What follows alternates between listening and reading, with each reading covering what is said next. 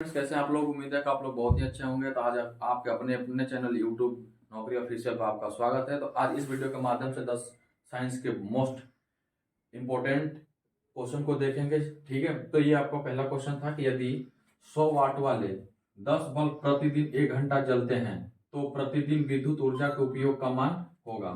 ठीक है, और अरबी 2004 में पूछा हुआ है। 1 unit 100 kilowatt hour, 10 unit 10 kilowatt hour. ठीक है, तो हम सबसे पहले क्या करेंगे, जब ऐसा प्रश्न है तो हम देखेंगे कि कितने वाट की बल्ब है। तो हमको जो ये खपत है, जो खपत ऊर्जा है, हम निकालने के लिए क्या करेंगे कि सबसे पहले हम देखेंगे कितने वाट की बल्ब है। 100 वाट की बल्ब है। ठीक है, कितनी बल्ब है? आप बोलोगे सर 10 बल्ब है। ठीक है, 10 बल्ब हो गया। कितने दिन? प्रतिदिन ये 1 घंटा चल रहा है। कितने दिन? 1 घंटा ये चल रहा है। ठीक है, जलता है प्रतिदिन विद्युत ऊर्जा का उपयोग। तो मतलब एक दिन का निकालना है, प्रतिदिन का निकालना है। तो ये कितने हो गए? तो 100 में 10 से गुणा कर दिए तो ये हो गया 1000 वाट। क्या हो गया? 1000 वाट। हमें निकालना था, क्या होता है, ऊर्जा निकालना था। तो ऊर्जा निकालने के लिए हम 1000 से भाग देंगे, तभी तो ये किलोवाट में बनेगा। ये वाट आवर हो गया। क्या हो गया?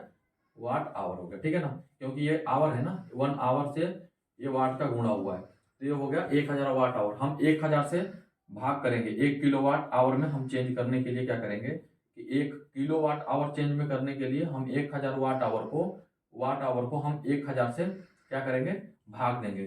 ठीक है, तो क्या बन गया? 1 किलोवाट आवर, 1 किलोवाट आवर। ठीक है, तो 1 किलोवाट को हम 1 यूनिट भी बोलते हैं। क्या बोलते हैं? 1 यूनिट भी बोलते हैं 1 किलो वाट का, या 1 बीओटी बोलते हैं, बोलते हैं बोर्ड ऑफ ट्रेड। क्या बोलते हैं? Board of trade. या तो 1 यूनिट, या 1 बीओटी, या 1 किलोवाट बोल सकते हैं। तीनों में से कोई अगर ऑप्शन है तो हम करेंगे। तो क्या है? 1 यूनिट आपका करेक्ट आंसर। ठीक है, के नाभिक में होते हैं प्रोटॉन और न्यूट्रॉन, प्रोटॉन और इलेक्ट्रॉन, न्यूट्रॉन और इलेक्ट्रॉन, सिर्फ इलेक्ट्रॉन। मैं बता दूं आपको, इसका जो परमाणु का बनता है स्ट्रक्चर ये बनता है। ठीक है, जो बाहरी कक्ष में होते हैं, वो इलेक्ट्रॉन होता है। क्या होता है? इलेक्ट्रॉन होता है। जो अंदर के कक्ष में होते हैं क्या होता है, उसमें पी और एन होते हैं। क्या होते हैं? पी और एन। प्रोटॉन और न्यूट्रॉन कौन सा ऑप्शन है? आपका ऑप्शन नंबर ये है, आपका करेक्ट आंसर है। ये प्रश्न कहाँ पूछा है? यूपीपीसीएस 1995 ये पूछा हुआ प्रश्न है। ठीक है, नेक्स्ट क्वेश्चन है, विशिष्ट प्रतिरोध का एसआई मात्रक है। आपके पास 4 ऑप्शन है, ओम, ओम मीटर, ओम प्रति मीटर, ओम प्रति मीटर स्क्वायर।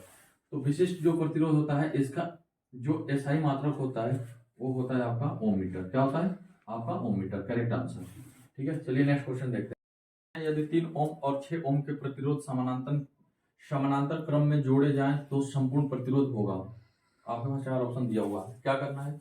ये बोला 3 और 6 ओम। हमको 3 सीरीज होता है। एक होता है सीरीज, मतलब एक होता है श्रेणी क्रम, समानांतर क्रम। एक सीरीज और समानांतर क्रम का एक मिश्रण होता है। तो हमें क्या है, समानांतर क्रम है, मतलब हमारे पास ऐसे 2 प्रतिरोध हैं। ठीक है, और जुटे हैं किसमें? ये जुड़े हुए हैं हमारे, ये आपके, ये हो गया 3 ओम, ये हो गया 6 ओम, ऐसे जुड़े हुए पैरेलल में, समानांतर क्रम में। तो हमें अब डायरेक्ट निकालने के लिए हमें क्या करना होता है? 1/3 प्लस 1/6। ठीक है, ये होता है आर इक्विवेलेंट होता है। ठीक है, मतलब ये फाइनली होता है टोटल। तो ये क्या हो गया? 6 हो गया, ये हो गया 2, और ये हो गया 1। तो क्या हो गया? 3/6 हो गया। ठीक है, तो जो टोटल आर टी है, मतलब हमारा जो, वो क्या होगा? 6/3 कर दिए, क्या हो गया? 2 ओम। हमारा इसके दोनों का फाइनली क्या बना?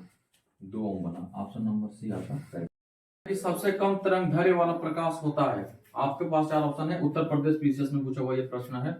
ठीक है, तो सबसे कम तरंग दैर्ध्य वाला प्रकाश कौन होता है? तो आपको सबसे पहले बता दें कि सबसे अधिक पूछेगा। ठीक है, सबसे अधिक पूछेगा। अगर सबसे अधिक पूछता है तो आप बोलोगे, सबसे अधिक पूछेगा तो आप बोलोगे लाल। अगर सबसे कम पूछता है कि सबसे कम तरंग दैर्ध्य किसका है, आप बोलोगे बैंगनी का। ऑप्शन नंबर डी आपका करेक्ट आंसर। ठीक है, चलिए नेक्स्ट क्वेश्चन है कि धूप के चश्मे की जो क्षमता होती है वो क्या होता है। ठीक है, ये यूपीपीसीएस 1995 में पूछा हुआ प्रश्न है कि धूप के चश्मे की जो क्षमता होती है वो क्या होगी। तो जो धूप की चश्मा होता है उसका जो लेंस होता है ना, उसका 0 डायोप्टर का होता है। ठीक है, क्या होता है? 0 डायोप्टर का होता है। अगर आपको कोई प्रॉब्लम है तब आपको +1D, ठीक है, -2D 3D जो भी लगेगा वो लगेगा। लेकिन अगर आपकी धूप का चश्मा है तो आपका 0 डी का चश्मा रहता है, ठीक है, उसमें कोई लेंस नहीं होता, ठीक है। नेक्स्ट क्वेश्चन देखो, केल्विन मान से मानव शरीर का सामान्य ताप है, आपके पास 4 ऑप्शन दिया होगा केल्विन में। ये आईएएस का प्रश्न है, बहुत ही बेहतरीन क्वेश्चन है कि केल्विन मान में जो मानव शरीर का तापक्रम होता है क्या होता है, तो ये होता है 310। क्या होता है? 310 केल्विन होता है, ठीक है। अगर हम फारेनहाइट की बात करेंगे तो 98 डिग्री फारेनहाइट होता है, ठीक है। अगर हम सेंटीग्रेड की बात करेंगे तो 37 डिग्री सेंटीग्रेड ये सामान्य तापक्रम होता है, ठीक है। आपका जो ये 3 मात्रक है, 3 मात्रक में आपका ये मान आपका हो गया 310 केल्विन, 98 डिग्री फारेनहाइट और 37 डिग्री सेंटीग्रेड। आईएएस 1995 में पूछा हुआ प्रश्न। नेक्स्ट क्वेश्चन है, किसी मनुष्य के शरीर का सामान्य तापक्रम होता है, तो ये है 98 degree Fahrenheit, 98 degree centigrade, 68 degree Fahrenheit, 66 degree Fahrenheit.